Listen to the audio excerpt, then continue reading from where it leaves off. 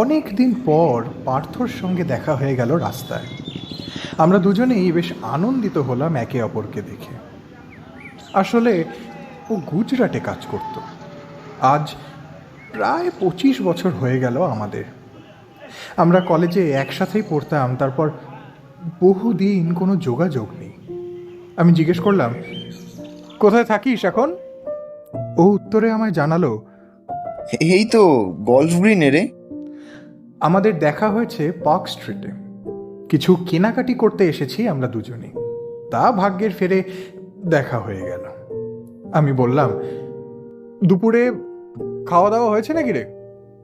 ও উত্তরে বলল, না রে, এখনো না, যাব। বেশ, তাহলে বাড়িতে বলে দে বাইরে খাবি আজ।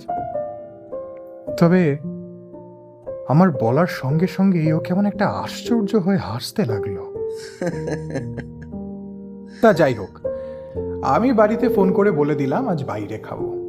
তারপর দুজনে একটা রেস্টুরেন্টে ঢুকে পড়লাম। রেস্টুরেন্টটা ছোট, তেমন কোনো বাহারি সাজসজ্জা নেই, তবুও খাবারের সুগন্ধ আমাদের এইখানেই টেনে আনলো। তা ভালো, 4 নম্বর টেবিলটায় গিয়ে বসলাম। নিজেদের সুখ দুঃখের কথা হতে লাগলো। ও বলল, গুজরাটের পাট চুকিয়ে দিয়ে এখন পাকাপাকি কলকাতাতেই ও থাকে। ওর স্ত্রী পরলোক গমন করেছে প্রায় বছর 3 হলো। বাড়িতে একটা সারাদিনের লোক রাখা আছে, সব দেখাশোনা তারই জিম্মায়। ও জানালো ওর একমাত্র মেয়ে এখন বাইরে পড়াশোনা করছে। এই রকম নানান সাংসারিক কথা হতে লাগলো আমাদের মাঝে। তারপর কলেজের কথা হলো কিছুক্ষণ। আমার পরিবারের কথা জিজ্ঞেস করায় আমি জানালাম স্ত্রী সহ আমি সল্ট লেকে আছি। একমাত্র সন্তান বিদেশে পড়াশোনা করছে। এমনই নানান গল্পগুজবের মাঝে আমাদের খাওয়া শেষ হলো। ও আমাকে ওর বাড়িতে আসতে বলল। আমিও কথা দিলাম একদিন যাব।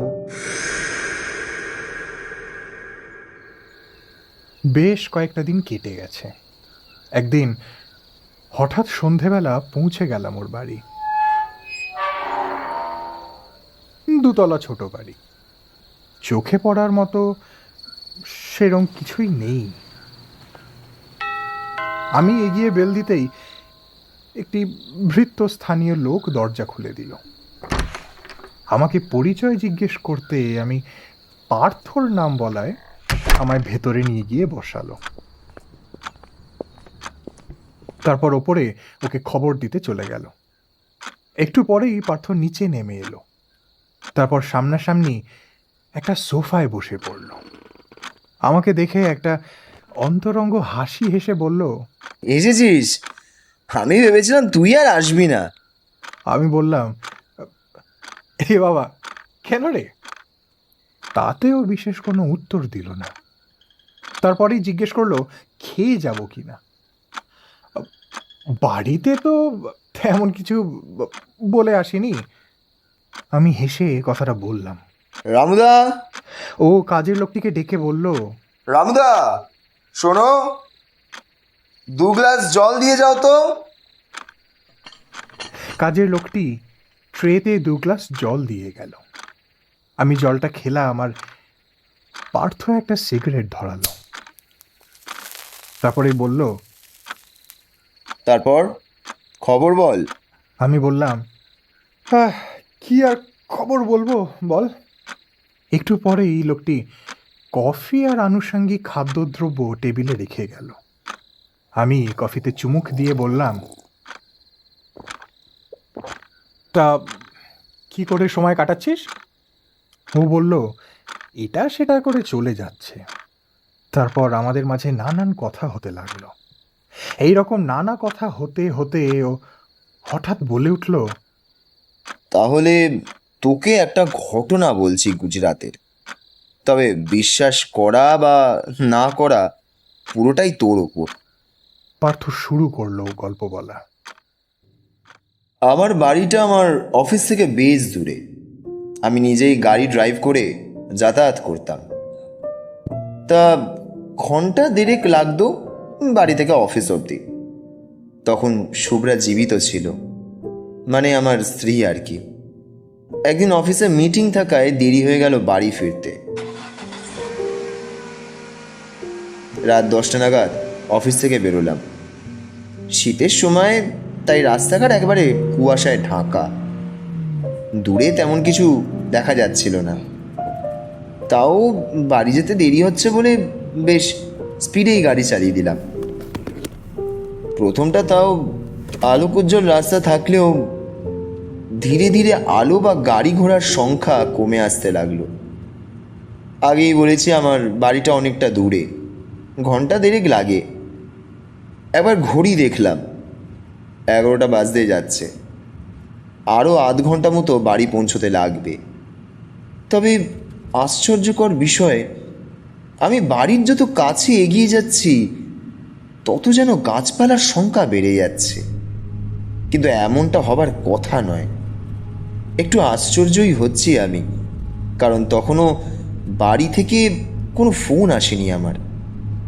আমি ফোনটা পকেট থেকে বার করে বাড়িতে ফোন লাগালাম। প্রথমটা লাগলো না, তবে দ্বিতীয়বার লাগলো। আমি বললাম, শুভ্রা, মিটিংয়ের মধ্যে দেরি হয়ে গেল, আর আধ ঘন্টার মধ্যে পৌঁছচ্ছি। কিন্তু ওপাশ থেকে একটা বিকট পুরুষালী মহিলা কণ্ঠ গুজরাটি ভাষায় বলল,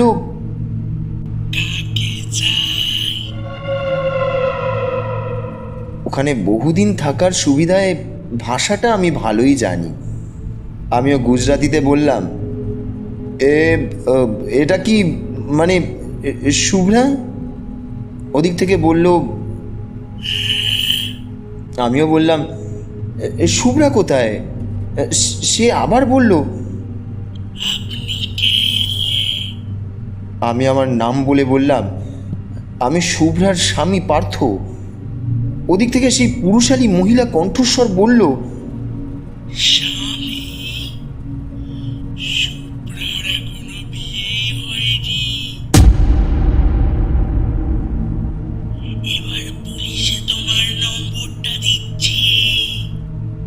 আমি ড্রাইভ করতে করতে খুব ঘাবড়ে গিয়ে নাম্বারটা কেটে দিলাম।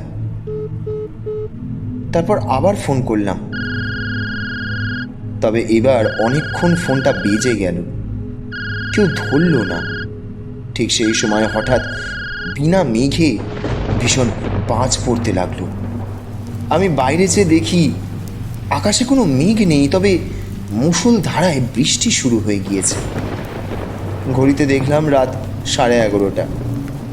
এতক্ষণে তো আমার বাড়ি পৌঁছে যাওয়ার কথা ছিল, কিন্তু এখন এই ঝড় বৃষ্টির মধ্যে কিছুই বুঝতে পারছি না আমার বাড়ি গেল কই।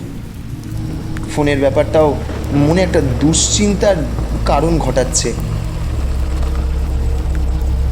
গাড়িটাকে রাস্তার একপাশে দাঁড় করিয়ে আবার ফোন করলাম শুভ্রাকে। এবার আবার সেই একই কণ্ঠস্বর ফোন ধরল। সে চিৎকার করে সেপার থেকে বলল,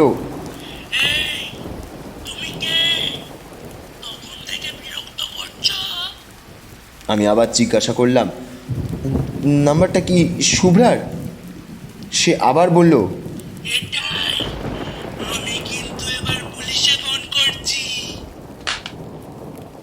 বলে ফোনটা কেটে দিল। আমি অবাক হয়ে ফোনের স্ক্রিনের দিকে চেয়ে রইলাম। তারপর বাইরে ভালো করে চেয়ে দেখলাম আমার গাড়িটা আমার অফিসের সামনে দাঁড়িয়ে আছে। আমি অবাক হয়ে ভাবলাম, এই যে 1.5 ঘন্টা ড্রাইভ করলাম, কিভাবে অফিসের কাছে এসে দাঁড়িয়ে আছি আমি? কি করব ভেবে পাচ্ছি না। আর এখানে তো বৃষ্টিও নেই, পথঘাট একেবারে শুকনো। আমি মরিয়া হয়ে আবার বাড়িতে ফোন করলাম, তবে এইবার শুভ্রা ফোন ধরল। তুমি কোথায় আছো? কতবার চেষ্টা করছি, শুধুই এনগেজ আসছে। আমি এবার দেখলাম সত্যি 10-12টা মিসড কল রয়েছে শুভ্রার। আমি ওকে বললাম, তুমি অপেক্ষা করো, আমি আসছি কিছুক্ষণের মধ্যে। এইসব যখন অবাক হয়ে ভাবছি, তখন একটা পুলিশের জিপ এসে গাড়ির কাছে থামল। জিপ থেকে একজন ইন্সপেক্টর নেমে আমার কাছে এসে বলল, মিস্টার পার্থ গুহ, আপনাকে একবার থানায় যেতে হবে। আমি বললাম, কেন? আমি কি করেছি? আপনার ফোন নাম্বারটা কি এটা? বলে আমার নাম্বারটা বলল। আমি বললাম, হ্যাঁ, এটা আমারই নাম্বার। আপনি হীরাবেন নামী মহিলাকে ফোন করে উত্ত্যক্ত করেছেন। উনি থানায় ফোন করে কমপ্লেন করেছেন, আর আমরা আপনার ফোন লোকেশন ট্র্যাক করে এখানে এসেছি।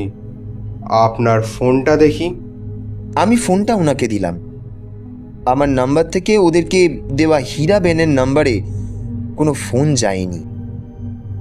উনি সঙ্গে সঙ্গে হীরাবেনের নাম্বারে ফোন করলেন, তবে ওপার থেকে বলল, this number is not exist. তখন ইন্সপেক্টরটি বেশ কয়েকবার চেষ্টা করলো, তবে বারবার সেই একই কথা বলল, রেকর্ডেড ভয়েস। উনি আমায় বললেন, আপনার গাড়ি ভেজা কেন? আমি জবাবে বললাম, বৃষ্টি হচ্ছিল তো। উনি বললেন, কোথায় বৃষ্টি? এখানে তো কোনো বৃষ্টি হয়নি। আমি বুঝলাম ওনার আরও সন্দেহ হয়েছে আমার ওপর। একজন আমার গাড়িতে উঠে বসলো আর আমাকে বলল ওদের জিপকে অনুসরণ করতে। ওরা হীরাবেন নামী মহিলার বাড়ির ঠিকানায় চলল। আধ ঘন্টা ড্রাইভ করে সেই অঞ্চলে পৌঁছলাম আমরা। কিন্তু সেই ঠিকানায় পৌঁছে একজন প্রৌঢ় লোক বেরিয়ে এলো বাড়ির বাইরে। তাকে পুলিশের লোক জিজ্ঞাসা করলো, নমস্কার, হীরাবেন আছে? তাকে ডেকে দিন তো। তবে সেই প্রৌঢ় লোকটি বলল, এই নামে ওখানে কোনো মহিলা নেই। সে একা থাকে বহুত দিন থেকে, আর ওখান থেকে থানায় কোনো কমপ্লেন করাও হয়নি। সেই রাতে কি হয়েছিল, কেনই বা হয়েছিল, আমি কিছুই জানি না। আমি চুপচাপ বসেছিলাম। পার্থ তখন জানালার বাইরে ফাঁকা চোখে তাকিয়ে। তবে হঠাৎ খেয়াল করলাম ঘরের দেয়াল ঘড়িটা থেমে আছে রাত 11:30টায়। ঠিক সেই সময়টাতেই যখন এই ঘটনাটা ঘটেছিল। আমার বুকের ভেতরটা কেমন ঠান্ডা হয়ে গেল। বাইরে চোখ যেতেই দেখলাম বাইরে তখন সন্ধ্যা নেমে এসেছে, আর ঠিক তখনই ওপরে কোথাও একটা ফোন বেজে উঠল।